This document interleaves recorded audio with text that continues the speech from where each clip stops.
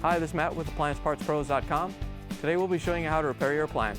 Remember, anytime you work on an appliance, make sure it's unplugged or the circuit breakers are off so there's no chance of electrocution.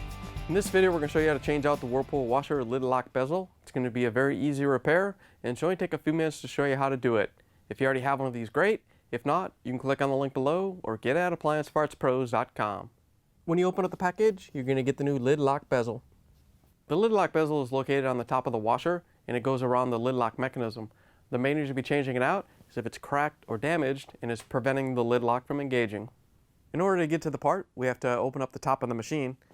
So first thing we're going to do is put a piece of tape on the lid so when we lift it up, it doesn't open up. Make sure you use a good piece of tape so the lid doesn't spring up when you lift up the top. Now that we have the lid taped down, we have to release the locks that hold the top to the cabinet. They're located about 6 inches in from each corner. We're going to slide the putty knife in and you'll feel it spring against the lock. Once you have the lock pushed in, you can twist the putty knife to release it, and you have to lift up on the top and separate it. You got to be careful so it doesn't snap back down. Once you have one side up, we can come do the other side.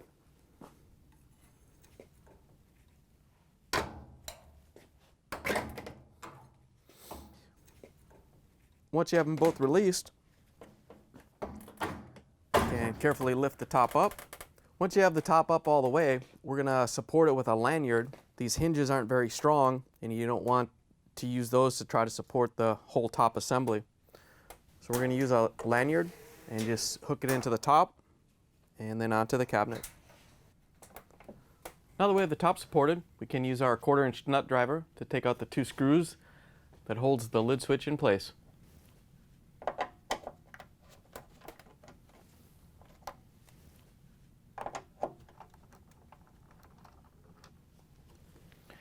Now that we have the screws out of the lid switch, we can swing it out of the way, and we have access to the bezel. To get the bezel off, we have to lower the lid back down. You can leave your lanyard in here. You don't have to close the top all the way down. You just have to lower it enough so we can take the tape off and lift up the lid. Once you have the tape off, you can lift up the lid and we can pull the lid lock bezel out. Once you have it out, you can pull it off the washer. Here's the old lid lock bezel next to the new one. If you already have one of these, great. If not, you can get it at AppliancePartsPros.com. When you put the new lid lock bezel in, there's a little notch on this side of the opening and a little tab on the bezel. You want to line that up because it only goes on one way. Once you have it in place, we can close the lid, tape it back down. You want to make sure the tape is secure so the lid doesn't fall. Once you have the lid secure, you can carefully lift up the whole top assembly. And as you lift it up, you want to make sure that your lanyard didn't fall off. If it did, you can just rehook it. Once you have the top up, we can put the lid switch back onto the bezel.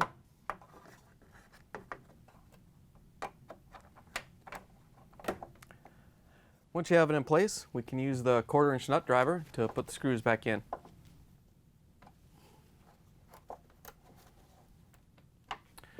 To put the top back down, we have to take the lanyard off first. We're going to lift up on the top a little bit to take the tension off. Then we can unhook the lanyard on the top and the bottom.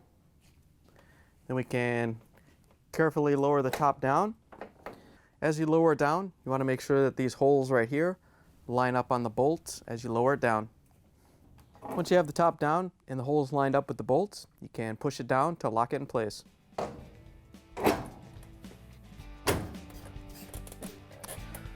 Once you have the top down and secure, we can take the tape off the lid. Once you have the tape off, you can plug the washer back in and take it for a spin. Thanks for joining us for another successful repair brought to you by AppliancePartsPros.com. Check out our other repair videos on our site, Facebook, and YouTube.